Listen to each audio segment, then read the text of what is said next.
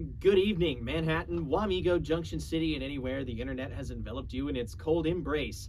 Welcome to Training Camp with Kolby Van Camp, yours truly behind the gray microphone, high atop the music department in McCain Auditorium, located on McCain Drive in the heart of the campus of Kansas State University, in the core of the Little Apple, Manhattan, Kansas.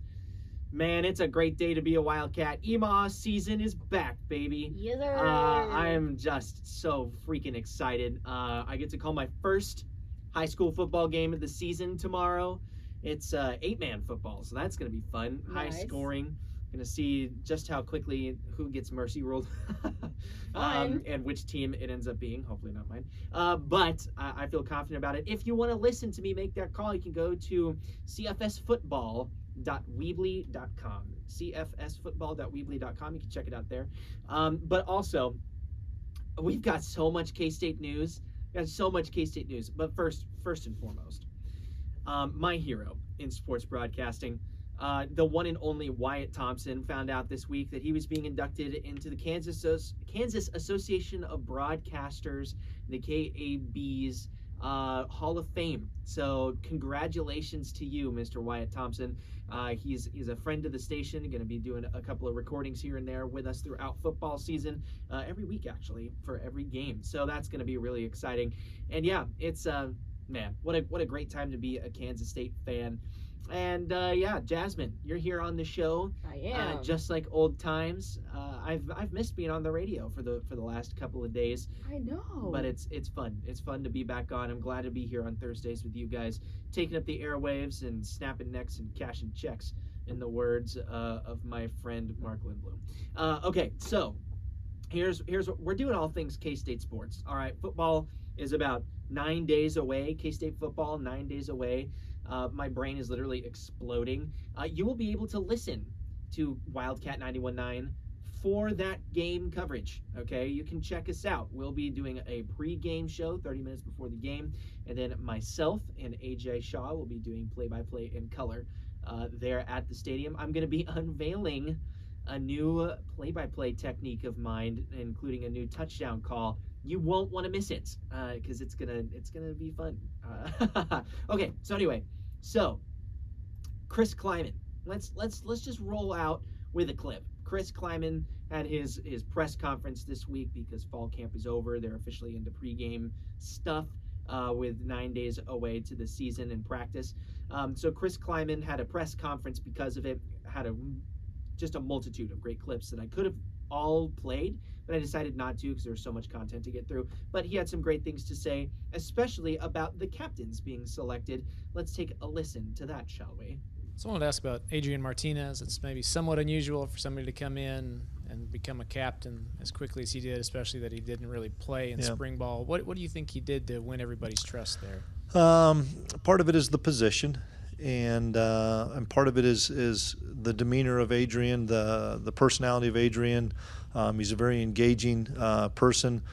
He's a very positive guy, very mature, and just the way he built bonds with all sorts of different positions, not just on the offensive side, but the defensive side. And he deserved it. He earned the right from his peers. And I'm excited for him because I think he's finally comfortable at Kansas State and knows he has high expectations and knows he has a lot of people around him that can help him. So he deserved the honor of being a captain. So Adrian Martinez, he makes the list of captains. There are 6 captains for Kansas State this year. And this is according to Heartland College Sports. This is an article written by Brian Clinton. And it says newcomer Adrian Martinez makes the list after spending just an offseason with the Wildcats. Although being in the position that he is, it is not surprising. Running back Deuce Vaughn, wide receiver Cade Warner, and offensive lineman Cooper Beebe were also selected as offensive captains and will have major roles in how the unit performs in 2022. The Wildcats also named seniors Eli Huggins and Daniel Green as captains for the defense, with Huggins set to start at nose guard and Green at linebacker. Having captains that are also some of your best and most experienced players helps hold the team accountable. So all these selections aren't surprising. K-State is set to kick off the 2022 season against South Dakota September 3rd. Jeez, I can't read. September 3rd, 6 p.m. Central Time. So yeah, big time, powerful players for K-State football. I think a couple of the guys on that list are undervalued when you think about, who are the all-time great captains for K-State football, right? But I think that Cooper Beebe is going to be really out there. I mean, I keep seeing stuff that he's a projected first-round NFL draft pick as an offensive lineman. And then, of course, there's Deuce Vaughn. But then some sleepers, Cade Warner. You got Eli Huggins, Daniel Green. I mean, those guys obviously have made an impact, but you don't hear anybody talking about Cade Warner today was just so unbelievable, except maybe the coaching staff. But I think it's great. We got some new faces in there. We got some good faces in there. And I think that this is going to go down. This could be one of the more historic teams for Kansas State football. That's not an exaggeration. That's not me wearing purple-colored glasses. I think if you look at the players, if you look at the statistics, if you look at the trajectory of where K-State football ended last year and where they're going this year, I think that this could be one of the nastiest K-State football teams that we've seen in some time. And I'm very excited for that. And I think these captains are a testament to that. Absolutely. And I'm really excited to see what comes forth in all of this, because like you said, and I agree, I think this is probably going to be one of the best, if not the best. Hopefully, we have hopes that it would be the best, K-State football team that has come through here yet.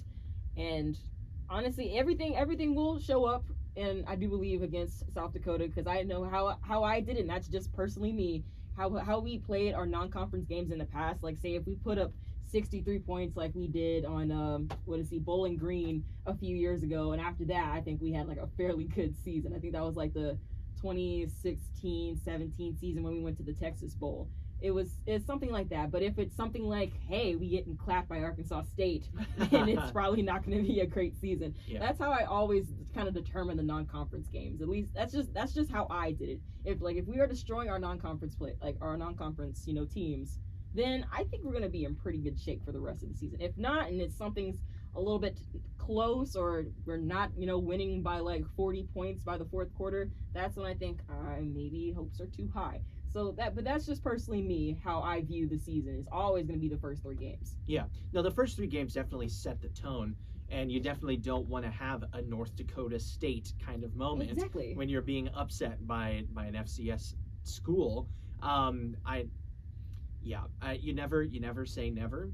I feel very nicely about our chances against South Dakota, but you got to respect those guys. You got to respect everybody that you play, because everybody has a chip on their shoulder, and everybody wants to come in, especially those FCS teams. They want to roll in to a Power 5 conference, and they want to beat that team. Like North Dakota State was known for doing. They want to go in, they want to beat an Iowa State. They want to go in and beat an Iowa, And Coach Klieman knows that more than anybody. Oh, yeah.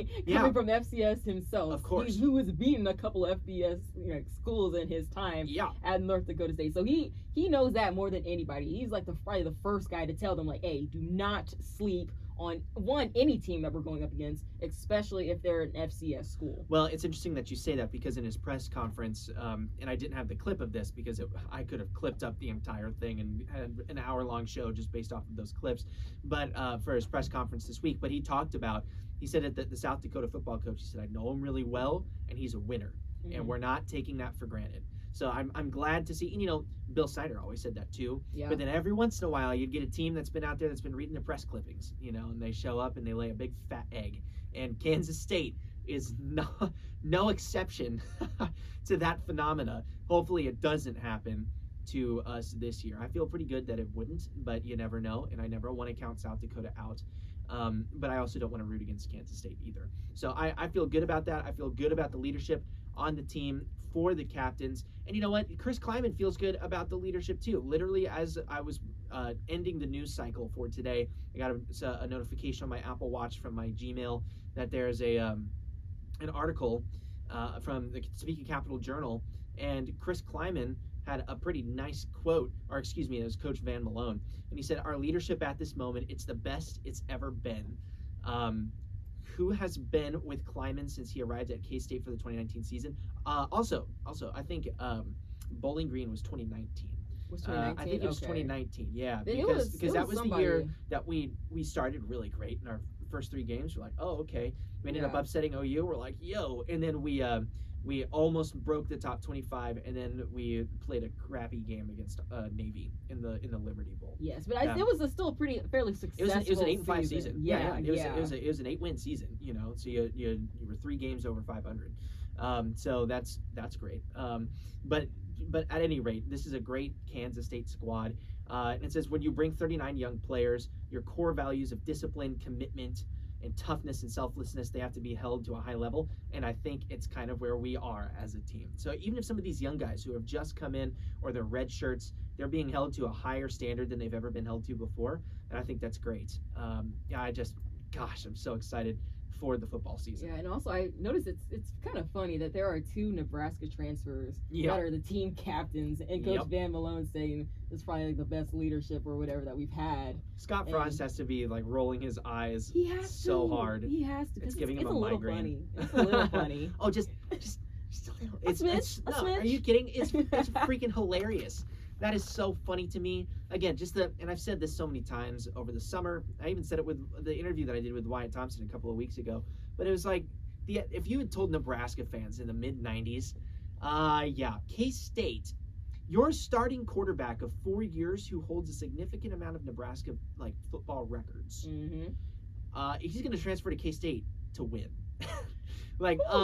No, I think there would have been like fist fights. That probably felt like a 12 gauge to the chest. Yeah. Oh man. There's some great family friends of my family. Great guys. I love them. Mark and Mike Lindblom. They're twins. They're fraternal twins, so they're kind of hard to tell apart. And they have the funniest sense of humor, but they're big Nebraska guys. And they were at my wedding, and I got such a kick out of saying, so, what do you think about Adrian Martinez? And they're like, oh, well, that guy, he's such a traitor, and he stabbed us in the back, and then he looks like a Heisman quarterback for 3 quarters, and then he looks like the C team starter for 4 in the 4th, and he loses you the game. And I was like, how much of that is Scott Frost? They're like, no. Like, and I'm like, you played college football. Like, what are you talking about? It was NAIA college football, but it's still college football. Like, come on, Scott Frost is a problem. Anybody who doesn't believe that should have their head examined. Scott Frost, he's a problem. Now, Mike and Mark need to have their heads examined anyway. No, I say that lovingly because I'm sure at some point they might actually hear this, and they know that I'm just joshing with them, but because they're great guys. But in all seriousness, though, Nebraska fans sit around and pretend like there's some sort of non-starter in terms of the conversation of Scott Frost is not that great of a football coach, and they're like, well, but they make excuses for him. Every once in a while, I'll run into one that's like, yeah, he needs to go. But they just keep holding on for some reason, and I think he's in the hot seat. I think if he has another bad season, he's gone. I really do think so. He'll probably take himself back to the American Conference. Can't go back to the UCF though. Yep, nope. Can't go back there. Can't go back there. You got Gus Malzahn down there. So going over to Deuce Vaughn, they talked about in the in Chris Klieman's press conference this week. They said, how's Deuce feeling? Is he taking major reps and in practice? And Klieman actually said, no, we're being very mindful of his body, we're being mindful of his skill set, and we want to keep him very, very fresh. And so we actually don't have him doing a whole lot of stuff. And when he does get in practice, he looks great. But usually we got other guys taking reps. And you know what? That sounds really smart to me because the running back room, Deuce goes down. What's happening, right? Then Adrian Martinez becomes the Nebraska quarterback again and runs 12 plays a game, by himself. He turns into the one-man option. He either pitches it to himself or runs with it. No. Deuce Vaughn getting injured, knock on wood, is not going to be a thing. But with that in mind, I like hearing that our younger guys are getting reps, and all I keep hearing about is that our depth at running back, while inexperienced, are gems. And I love to hear that. But in terms of Deuce, he was named to the AP preseason all-team. All-American team. Jeez, how did I miss that? I'm sorry. There's like the cage that the microphone sits in, and I'm looking through the cage at the computer, and the little bar was blocking American, and I read all-team. And yeah, it happens. It's not all-D, it's the all-team, the All-American team. So Deuce Vaughn is an AP preseason All-American. You love to see it. if you are a Kansas State fan. I mean, he just, I have so many things to say, and we're going to get to it in the second segment. But yeah, you've been listening to Training Camp with Kolby Van Camp on Wildcat 91.9. We'll be right back. Hey, let's go State!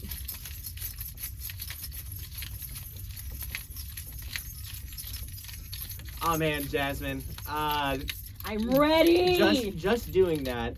You know when, okay, this could be such a weird analogy, but you know when you're like not paying attention when you're driving and you almost like rear end somebody and that hits you and you're like, and you take that really deep breath and it clears your sinuses because there's like that moment of like heart stopping adrenaline. Makes your cheeks clench up. Yeah. Yeah, that pucker factor, right? Yeah, no. That's what that song does for me. Like it literally just sitting there, like I could visualize being at the stadium doing that for like 10 years, and all the years I've been going to K-State football.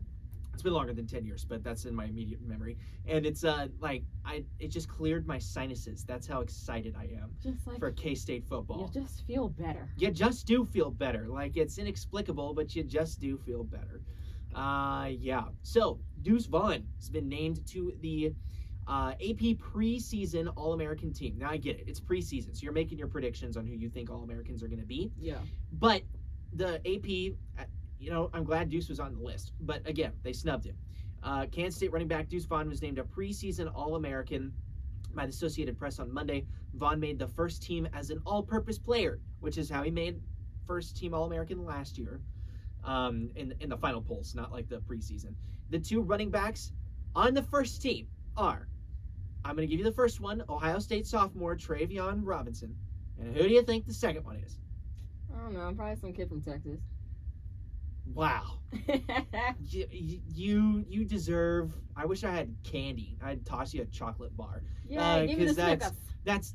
Yes, Bijan Robinson, who missed most of last season because he was out with an injury, has been named a preseason All-American. Why? No. It's a Lamborghini. Yeah, because he drives around a freaking Lamborghini. I think he has some barbecue sauce. Yeah, he probably has some barbecue sauces. I mean, whatever. Mustard, Bijan mustard. I think it was like the. That would be hilarious. I think it was like Bijan mustard. I can tip my hat to. Yeah, like I can get behind that. Hello, I'm Bijan, and here's your Dijon mustard. The Bijan mustard. Genius, I'd say. Genius. Okay. Fine. Yeah, he can.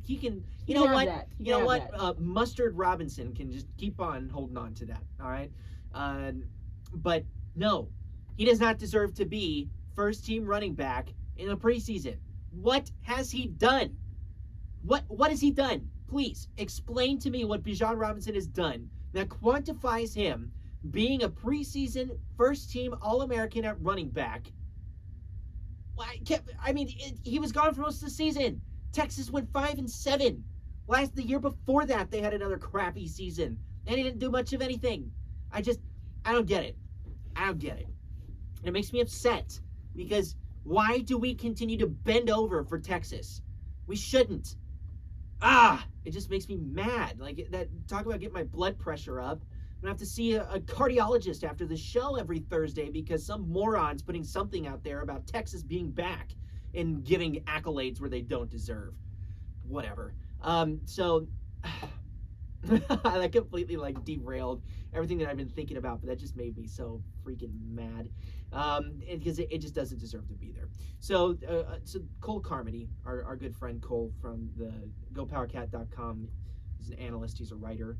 He's also on the radio station, or he was last year, and every once in a while he'll come on and make a couple comments for us. But he has some notes from Tuesday's press conference with Coach Klieman and player updates. So Nick Ellen, Austin Moore, Will Honus, and Jake Clifton seem to be guys getting the most reps behind Daniel Green at linebacker. Honus is the guy if he's healthy, but don't sleep on Austin Moore playing a ton. Okay, cool. Besides Khalid Duke being good to go, Chris Klieman said, we feel confident that Khalid Duke is going to be 100% for September 3rd. That's fantastic news. Jacob Parrish is once again the talk of the press conference. Here's what Klieman said. Jacob Parrish, true freshman. We think we'll play him, and he's a guy that is just going to continue to get better. But the stage has not been too big. I'm excited for Jacob. Parrish is going to play a ton of football at Kansas State, and it sounds like it's going to start during the first ever college game that he will play for the Wildcats on September 3rd. So that's cool. And then he also said he's too good not to play. So that's high praise coming from Chris Klieman. Klieman also said, Adrian Martinez, he's getting more comfortable in the Kansas State offense.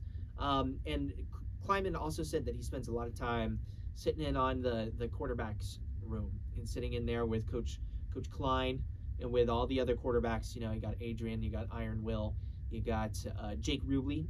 Also, Chris Klieman said he was very impressed with Jake Rubley over the fall camp, so that's cool. You like to hear that. The nephew of Sly Stallone, that's pretty sweet. Right. It's always been like a dream of mine that Jake Rubley, ends up starting, and I come walking into the press box and there's Sly. To be coming to see his nephew play college football, I would lose my mind. You're like, oh my gosh, I'd gonna be fanboy like, a little bit. Please sign my Rocky shirt. Yes.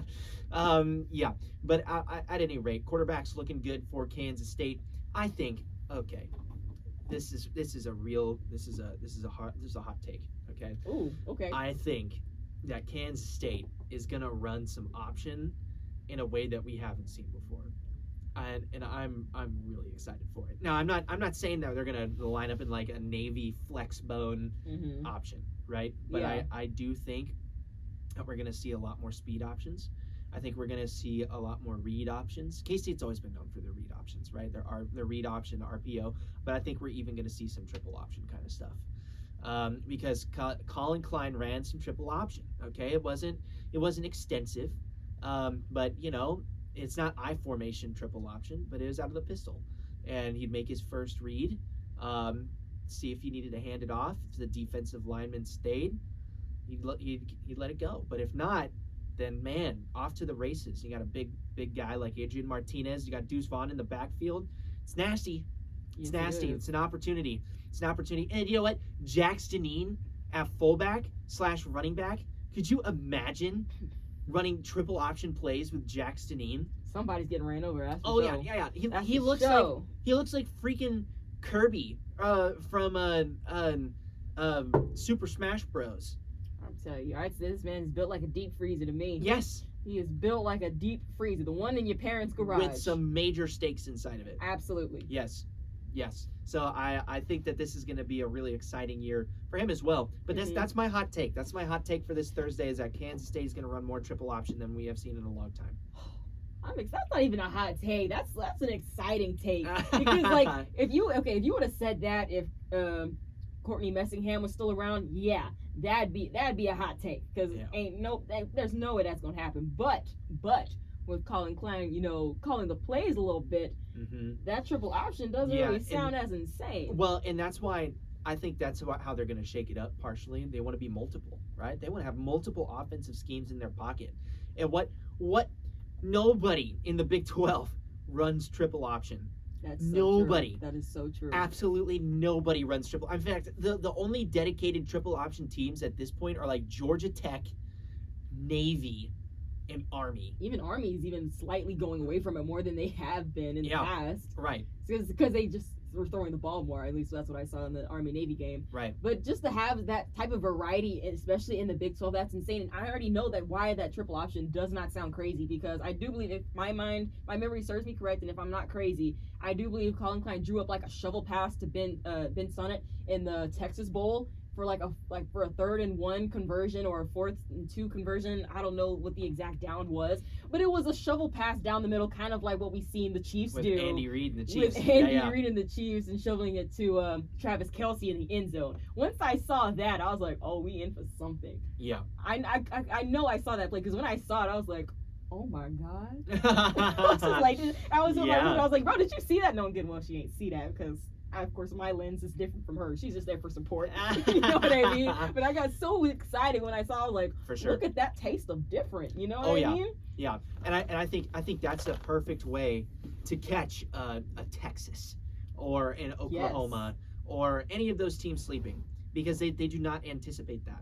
If there's Especially ever a time, like I think Oklahoma State, they have like they run the same defense we do. I think a 3-3-5. 3-3-5. So does Iowa State. Yeah, I would think that would work perfect against a 3-3-5 defense. That's just me. I don't know everything like I'm pretending to know, at least when it comes to play calling right now. Sure. But I'm just saying, I feel like he has such free reign for creativity, or at least for this season, on what he wants to do, because it's going to be a lot of things that Big 12 teams aren't expecting, because it's not going to be, Coach Messingham calling the plays and being fairly predictable. You know what I mean? Oh, of course. And I think that's why I loved it. The first thing that I thought of when Colin Klein said we're going to be more multiple, the first thing I thought of was 5 wide. Yeah. We're going to see a lot of wideouts, and then the second thing I thought of was more option, because I mean, oh my gosh, Bill Snyder, option all the time, right? Yeah. And especially, I mean, half of the plays that Darren Sproles probably ran during his time, let's say 25%.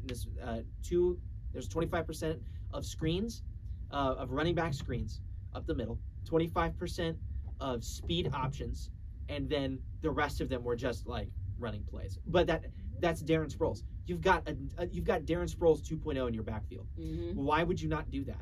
He's one of the nastiest, shiftiest players in college football. To break down and beat down a Deuce Vaughn is going to be hard. That's going to be hard. And you need to find plays that complement his style. And I think that plays that would be complementary to Deuce Vaughn's style, as well as the style of Adrian Martinez, is to run some triple option.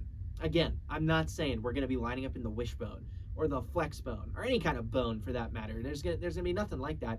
But I think you could see some shotgun twin back sets. I think you could be seeing some pistol offset, right? You got some options here. Yeah, man in motion, right? You send Cade Warner or Malik Knowles in motion, and then you fake the handoff. You got an opportunity, or you give it to him, right? You read the defensive end. So I think that there's going to be so much that we're going to see from this offense that's like, whoa, what was that? And the triple option can do that. Yeah, so much opportunity, because also I think this might be like maybe the fastest team we've had in a minute too. In a while, yeah. With of course Malik Knowles, we've seen his speed several times when on kickoff returns. Yeah, Malik, Phillip, Deuce, Cade, and now Adrian Martinez. I think he's maybe a step or two faster than Skylar Thompson was. Yeah. So all of that, having the option, of course, your jet sweeps not going to be on the short side of the field like Messingham's always called that. Frustrated me, but still, nonetheless, you have all this speed and all this creativity. I'm so excited for Coach Klein. I really, really, really am. And this first game against South Dakota is gonna show a lot. It's gonna show that creativity, even though they're probably. And I think this is like a test run. Even though, granted, they never, like you said early in the first segment, they never want to take these FCS schools for granted first and foremost. But also, I think like this is going to be pretty much a test run about how much they're going to do and like what's really going to work. So they might pop up a couple of things that might surprise us all in that first game. Right, and I think when I was talking with Wyatt Thompson a couple weeks ago, we mentioned, and he and I kind of mutually agreed that unlike during the Courtney Messingham era, Courtney Messingham was about control the ball, control the clock. Kind of I don't want to say antiquated style of football at this point, because it's not, but you have to have the right players to execute football like that, and you have to have really. It's just Kansas State didn't have the people and the personnel to necessarily do that. I don't think as well as they wanted to, and obviously it showed. It showed in the stat box. It showed in the scorecard, and it showed in the win-loss bracket. Right. Yeah. So I think there was that, but I think Colin Klein is going to attempt to put 56 points on them by the end of the first half. I really do. I think he's going to come out guns a-blazing, and I think it's going to be ant boot, right? To quote Nick Fury from the Avengers, right? I think Colin Klein's going to come out with the intent to just flatten South Dakota. There's going to be no questions asked. They're going to show up, and they're going to blow them off the field. Like, I really think that that's what the game plan is. I think that's the game plan against Missouri. I think it's to play complementary defense, force as many 3-and-outs as possible to get our offense back on the field and score as many points as you possibly can before they even realize what has happened. Absolutely. I think that is where Kansas State football is going. And if executed properly, exciting. Because that's Oklahoma, right? Yeah, that's what it Oklahoma is. does. It Oklahoma did it with a bad defense, right? Like they allowed, Absolutely. a Texas Tech to score 57, 58 points on them, but then they were still complimentary enough in their offense they could put up 63 and win the game, right? Yeah. So I think that the time is now for Kansas State football in terms of what can we do to score as many points as possible, and how can we blow South Dakota off the field? How can we blow Missouri off the field? How can we blow Tulane off the field? And then how can we march into Norman and just dominate Oklahoma? And I think it's going to start with the defense. I really do. Mm-hmm. But I think that this new offensive scheme that we keep hearing about, we keep seeing flashes of, but it's been super secretive from Colin Klein. I think this is going to be potentially one of the finest hours in Kansas State football. Gosh, time flies when you're having fun. We got just about 20 minutes left on training camp with Kolby Van Camp. You've been listening to Wildcat 91.9. See you in a second. Thanks, Ed.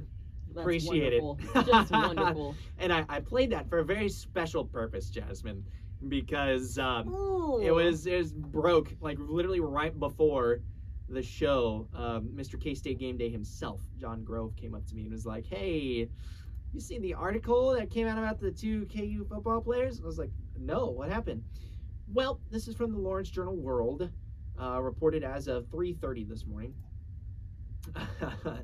It was updated on 4:25, so just before the show. 2 University of Kansas football players were arrested Thursday afternoon on suspicion of aggravated assault with a deadly weapon, according to Douglas County Jail booking log. Lawrence police arrested Trevor L. Wilson, 21, of Tallahassee, Florida, and Tanaka Artisma Scott, 20, of Lawrence, shortly after 12:30 p.m. Thursday in the 2300 block of Haskell Avenue, according to the booking log. Both men are suspected of aggravated assault with a deadly weapon, which is a felony. Their first appearance in the Douglas County District Court are scheduled for Friday. According to Laura McCabe, a spokesperson for the Lawrence Police Department, police were called to the Quick Trip on the northeast corner of 23rd and Haskell about 11:30 a.m. on Thursday. A man told them that 2 men driving 2 different vehicles displayed 2 separate weapons, then drove away. McCabe said one car was described as a red Dodge Charger, and the other one was an orange Dodge Challenger.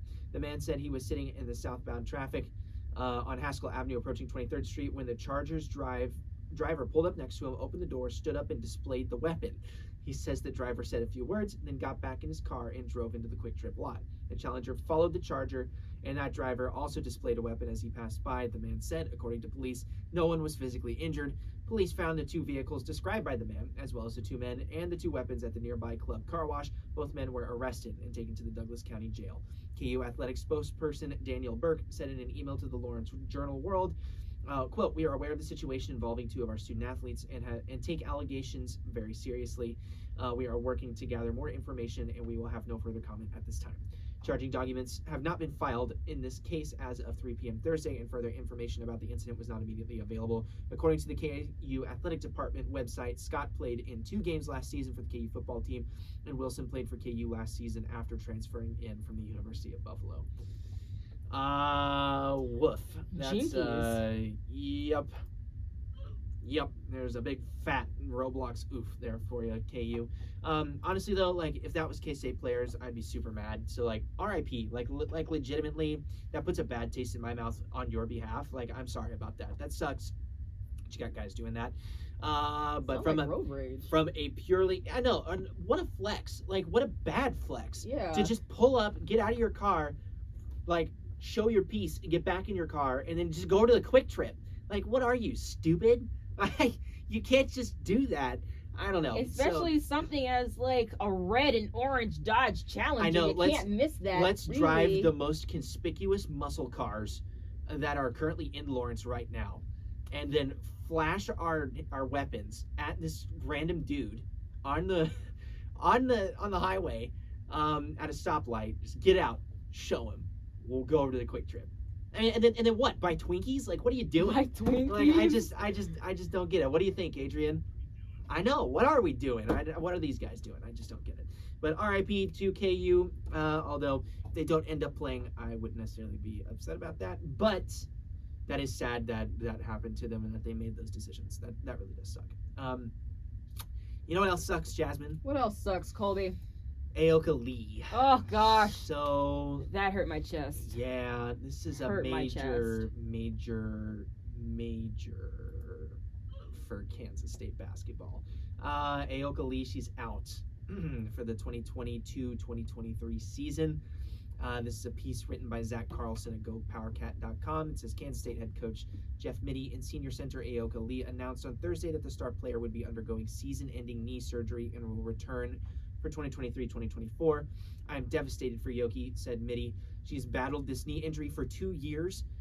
Okay, so that's a flex. You've been battling a knee injury and you still set the single game NCAA point total record with 61 points against a number 14, I think it was, Oklahoma. It was either number 14 or 16. Oklahoma last year, and you had a jank knee? Okay. Tip of the hat to you, Miss Lee. We were hopeful with a summer procedure and extended rest she would be able to play this upcoming season. Unfortunately, after meeting with the medical staff the last couple of days, she will require season-ending surgery. We will support Yoki through her recovery and rehab and look forward to her returning to the court for the 2023-2024 season. Okay, also, hot take. Be prepared this weekend to see it on my YouTube page. Dr. Kip and I are going to break down this injury. We're going to sit down and talk about it, and we're going to run through what the scoop is with Aoka and what that could possibly be in terms of the knee injury itself and why it would require season-ending surgery. It says, quote, "While it deeply saddens me that I cannot be on the court with my teammates this season, I am fully committed to getting healthy and contributing as a leader on the sideline," said Lee. "Although my role will be different, I'm confident in what we will accomplish as a team this year. There is no other team, coaches, or supporting staff that I would want to work through this with." Oof. That hurts my soul, man. Yeah, it does. Because what were you thinking we were going to see from Aoka this year? Bro, like literally carrying the entire team on her back like she has been, really.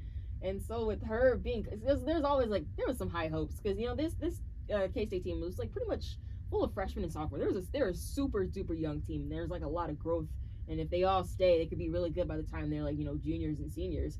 But all of that really has a lot to do with Aoka Lee and how far she can carry them while they're still young, and when they can where she doesn't have to completely overtake all the load when playing during the season. So this sucks, man. This is a majority of their points and rebounds is unfortunately going to be on the bench this season. Yeah. However, so you said that last year was mostly freshmen and sophomores, and correct? Yeah. And so they had a pretty nasty season last year too. Yeah, they did. So I think that by the time they get to 23-24 with Aoka, you're going to have juniors and sophomores and maybe a couple seniors. Mm-hmm. You're going to have Aoka. I think K-State women's basketball wins the Big 12 in 2023-24. That would be amazing because there has to be someone to dethrone Baylor. I'm just making my second hot take for the day. Do it. Love it. 23-24 Kansas State women's basketball. They're going to win the Big 12. They're going to do it behind Aoka Lee and a stellar supporting cast. And Coach Mittie is going to get another extension on his contract. And I think that's what's going to happen. And then they're going to go make a deep run in the NCAA women's basketball tournament. Honestly, the biggest concern I have, I don't think they have a lot of bigs because I think there was only one other player behind Aoka Lee. Gosh, I hate that I can't remember her name right now, but I think she was 6'5", 6'6", but she really didn't get a lot of playing time behind Aoka Lee and stuff like that. And now I don't necessarily know who's behind her. I don't know who that third option big is, and now that's something that's going to be really concerning. Well, so I in one of my graduate seminars, I actually have a women's basketball player in my graduate seminar, and she transferred from LSU, Nice. and she's tall. I don't remember her name off the top of my head. It was a very brief introduction, but she transferred to K-State. Had some really interesting things to say about the LSU coaching staff in our team meeting, which was formerly the Baylor coaching staff. Just saying. Really? Connections. Yeah, the head coach for Baylor went to go coach for LSU. What was it? I think her first season was last year. Yeah, well, she said that she hated that coaching staff. Oh. So how about that? And you know what? Let's not disclose any names at the moment, Of course, because I don't know if I should have said that or not. However, I don't think it was in confidence. I mean, it was told to all of us at this graduate seminar, right? So she was very open about it. And again, we so briefly kind of met each other that it was like, oh, okay, cool, you're on the basketball team, that's sweet. But yeah, so and she's tall, so maybe we see some points coming out of her. Maybe we even get her on the show later when basketball season starts. So yeah, there's only 2 centers on the roster. That's Ayoka Lee, and the other one was Taylor Lauterbach. Taylor Lauterbach at 6'7", Ayoka Lee at 6'6", and now it's just Taylor Lauterbach. So expect a lot of small ball this season. Yeah. Ayoka Lee is 6'6". Yes, 6'6" queen, right there. Oh my god. I spoke to her one time, and like in Aggieville, this woman towered over me. I'm like, I know you were tall, but I'm like. I'm a solid, really tall. I'm a solid 6'3", maybe 6'4" when I wear like kind of beefier shoes. Mm-hmm. But the Tims. Dang, yeah, the Tims. Me wearing Tims, I think the earth would open up and swallow me. The idea of me wearing Tims is hilarious. Vans, totally. I mean, my part of my last name is Van, so like it makes sense. But Tims. No. Yeah, you just gotta wear the right fit with some Tims, and it'll give you like an extra 2 inches of height. Yeah, I had a pair of Tims when I was like 8, because okay, honestly, my mom had this really like swag like outfit that she had me wear with my Tims. It was like jeans, and then I had like a button-down shirt. I'd tuck it into my jeans, and then I had a little like zippy like not sweater vest. Oh yeah. No! I was rocking the frat boy Tim's look, like the Yellowstone frat boy Tim's look as an 8-year-old. You gotta have a certain style for Tim. You can't just wear Tims with anything. No, you can't. and she thought it was cute. I thought I looked like Bob the Builder, so that it was a win-win for both of us. But yes, Tim's for the wins, right? But at any rate, there will be no Tim wearing from me anytime soon. That's funny. My wife just texted me and said, "You def need some Tims." Yes, get them, Anna.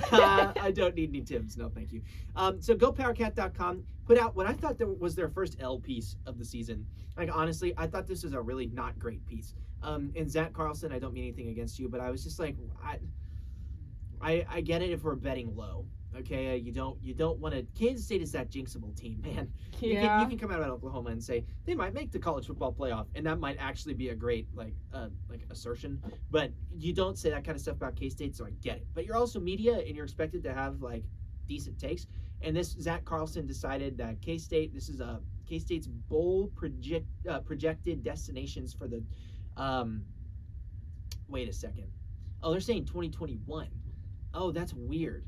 That makes more sense now, because I'm looking at this. God. Yeah, I was looking at this. I'm like, what the heck is this? It said, okay, it is not an L piece. Zach Carlson, I took an L there. My bad. But it said like, Zach Carlson of GoPowerCat.com has K-State playing Miami in the Cheez-It Bowl. And I was like, what? K-State in the Cheez-It Bowl? What are we smoking here? Like, they're not going to be in the Cheez-It Bowl. Brad Crawford of 24/7 Sports, Kansas State playing Iowa in the Guaranteed Rate Bowl. Like, what is going on? Like, what is this? No, so okay, so that was 2020. Let's see, that was 2021. So now the takes are 2022. Okay, but see, now that's weird. It said, so Zach Carlson had it for December 29th, 2021 with the Cheez-It Bowl, and Brad Crawford had Kansas State playing Iowa in the Guaranteed Rate Bowl on December 27th, 2022. CBS Sports, Jeremy Palm with CBS had K-State playing Ole Miss in the Liberty Bowl in 2022. So again, so Zach Carlson, geez, I'm just taking L's all over this. I thought I read it thoroughly. Obviously, I didn't. But go PowerCat, you're good. Like that's good. But what is this? Like Really? I don't know. The rest says 2022. So yeah. So okay. now I'm really confused about what this article is trying to communicate. But Mark Schlabach of ESPN has K-State playing Florida in the Liberty Bowl, December 28th.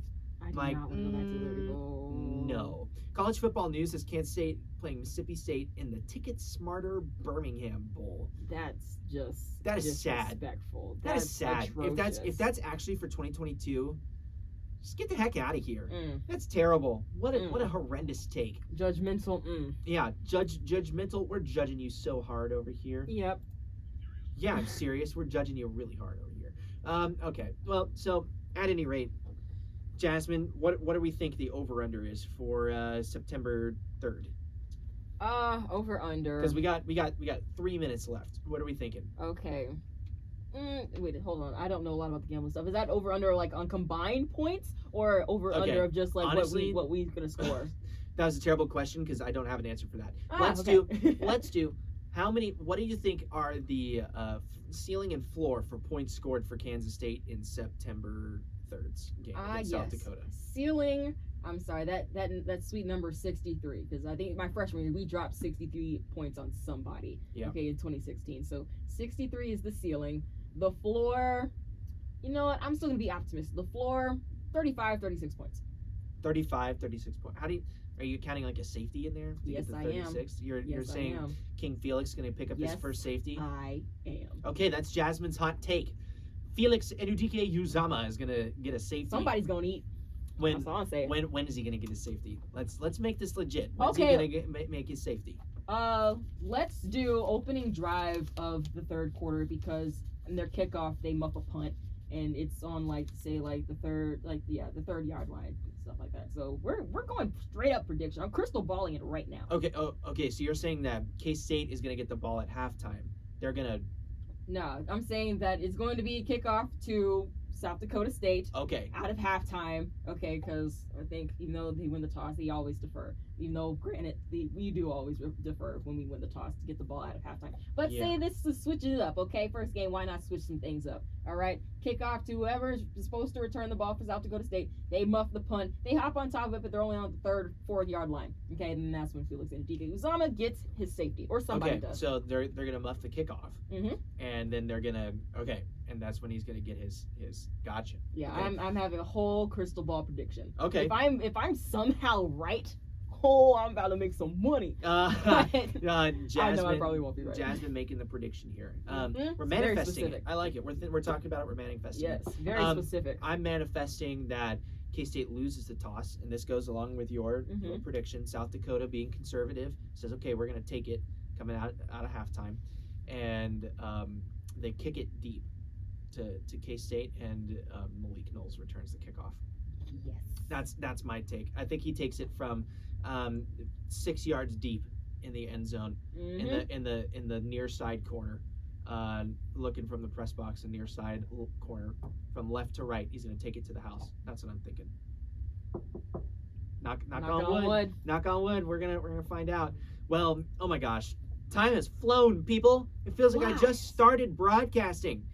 I'm so glad that you were here and listening to us. Tune in tomorrow night. Shake and Blake.